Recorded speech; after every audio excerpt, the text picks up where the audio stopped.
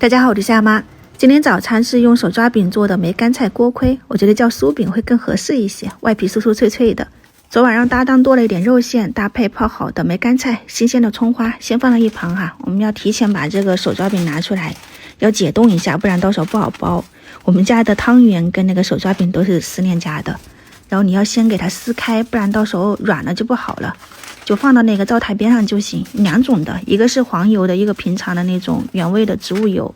肉馅加点食用盐，我放了姜粉还有胡椒粉去腥，你也可以用葱姜水，再来一点13香或者是5香粉、生抽、酱油调颜色，然后一定要泼一点这个热油在那个梅干菜上面，就是梅干菜提前炒一下，或者是像这样子油泼一下，它那个味道会更浓郁哈。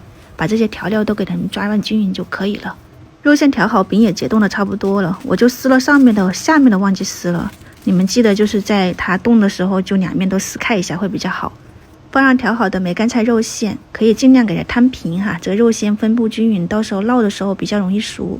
然后收口收拢，就像包包子一样，也没那么精细啊，只要捏拢就可以了。然后你就2边给它撑开，扯成这种薄一点的长条，像这样子就搞定了。这个在手上操作就行了，我感觉挺方便的。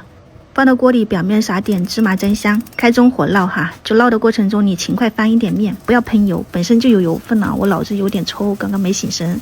然后尽量给它压扁，中间它受热均匀嘛，肉馅也比较容易熟。